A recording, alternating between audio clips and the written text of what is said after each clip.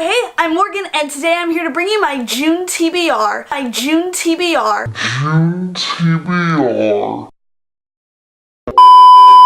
So June was actually a pretty good reading month for me. I read 8 things in the month of June. The first thing I read in the month of June was a graphic novel, and that was Batman the Killing Joke by Alan Moore and Brian Bolland. This is a small graphic novel just telling a tale in the Batman universe, in the DC universe. I gave Batman the Killing Joke 3.5 out of 5 stars. It follows Batman is on a hunt for the Joker as he has kidnapped Commissioner Gordon and shot the Commissioner's daughter. It was very creepy, very enjoyable. I would have enjoyed a lot more Joker backstory, though. Backstory is my favorite thing when it comes to villains in any sort of universe. I am really glad that I got around to reading this one.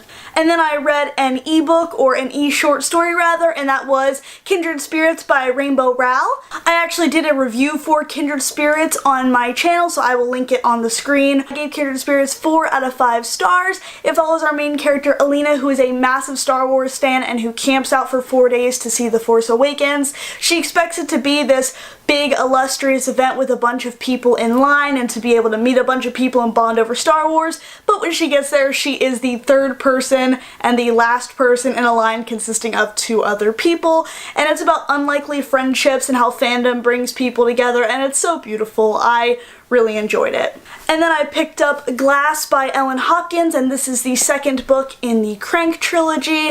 I gave this 2.5 out of 5 stars on Goodreads. It was so long and I felt like we were introduced to so many new characters that I didn't really care about. It's just really hard to root for such an unreliable and such a flawed character. I felt like a lot of the plot points in this book were more filler than anything else. I found myself caring less and less with each page, and Ellen Hopkins books are usually really easy to flip through because they're told in verse poetry format and there's not many words on each page, but I was dreading opening this every single time that I went to read it. It was so dull halfway through, and I want to read the last book in this to finally conclude this trilogy and see how I feel about it as a whole, but this one was just not my favorite. Christina is just not a character that I care about at all. She makes terrible decisions, and that's so sad to say because she is battling such a severe addiction, but she also doesn't see a problem in that. She doesn't seem to have any remorse for the terrible things that she does throughout this book, and it's really hard to root for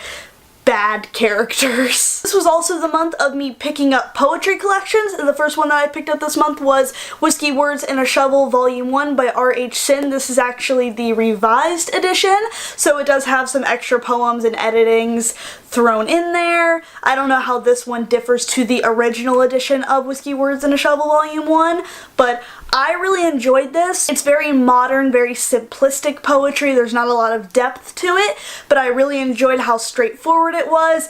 I would compare this to Milk and Honey by Rupi Kaur, but I just think that this has a lot more substance than Milk and Honey. I really enjoyed the poems in this collection. I found that they were very relatable, and they all cover heartbreak and love and loving the wrong people and being in toxic relationships and escaping those relationships, and I really enjoyed R.H. Sin's style of poetry. I gave Whiskey Words and a Shovel Volume 1 4 out of 5 stars on Goodreads. And then I picked up another collection of poetry, and that was Black Butterfly by Robert M. Drake, which I gave 3.5 stars to on Goodreads. I really enjoyed this one, but I found myself enjoying Whiskey Words and a Shovel a bit more. This is still that classic, simplistic, modern style poetry, but this has a bit of a twist on it. There are some artistic aspects to this poetry. There are like photographs and drawings. I can't tell half the time if these are sketches or if they're photographs.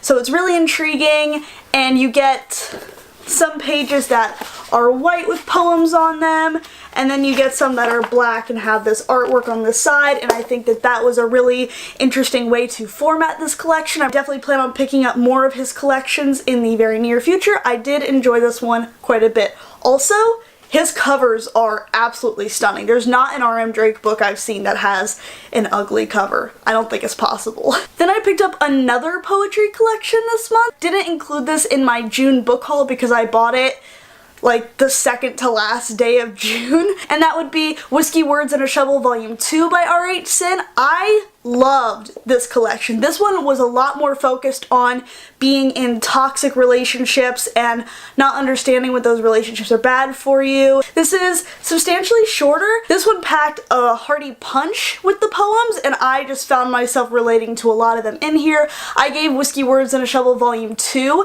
4.5 out of 5 stars on Goodreads. I really enjoyed this one. For these books, I didn't know what to consider them. They're not novels. They're books, but what are they? I don't know. They're part of the Hogwarts Library collection, and the first one I'm going to talk about is the Tales of Beedle the Bard by J.K. Rowling. This one has notes by Professor Albus Dumbledore and was translated by Hermione Granger herself. This is just all of the stories that you hear about in Tales of Beedle the Bard that are mentioned very briefly in Harry Potter and the Deathly Hallows. The one being the most popular is the Tale of the Three Brothers, but you get to read about the Warlocks, Harry Hart, and Babbity Rabbity and her cackling stump, and the Wizard in the Hopping Pot, and the Fountain of Fair Fortune, and it's really nice. I really like these stories. It's really cool to see J.K. Rowling expand the universe. I read Tales of Beedle the Bard back when this edition was first published. This one came out in 2008, so I haven't read Tales of Beedle the Bard in close to 10 years. So it was really neat to revisit these stories and to think about wizarding children and how they grew up with these stories while Muggle children grew up with, you know, the classic fairy tales that we hear about in our childhood. And I always just like hearing about that, and you know, the 20th anniversary of Philosopher's Stone was this month, so it was cool to jump into the universe without rereading the books. I gave Tales of Beedle the Bard 4 out of 5 stars on Goodreads, by the way. And the last book that I read in the month of June was Quidditch Through the Ages by Kenilworthy Wisp, or J.K. Rowling, whichever one you prefer to think it was. And I also gave this one 4 out of 5 stars on Goodreads. It's just so interesting to read about such a small part in the Harry Potter universe like Quidditch. It's so cool to see the history of Quidditch. I haven't read Quidditch Through the Ages since maybe the 3rd or 4th grade, back when the older editions were out. So it was really cool to read another expansion of a universe that I just love so very much, and I want as much like this type of Harry Potter content as I possibly can. I would love a publication of Hogwarts A History, since Hermione mentions it so much in the books. I don't know if it'll happen, but I think that would be a wonderful expansion of the universe. So you guys, there you have it. That was my June wrap up. I'm very proud of where I'm at now. I'm finally like ahead of my Goodreads reading goal, so I'm like on a good track, so that's super exciting. I've never been anything but behind my Goodreads goal. I'm always like a little bit behind and stuff, and usually I don't meet it, so maybe this will be a year that I meet my Goodreads goal. No, that isn't the reason I'm reading so much. I also just love to read, but you know, it's cool to set goals for yourself and be able to meet those goals. If you like this video, be sure to give it a thumbs up and leave me comments on what you read in the month of June and what your favorite book you read this book.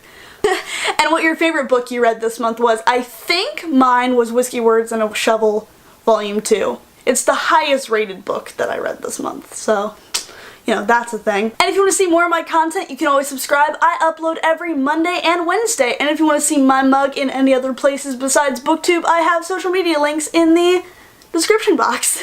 Like I said, my name is Morgan. I hope you all have a wonderful rest of your day and happy reading. Okay, bye! And if you're wondering, I can recite that entire outro in my sleep.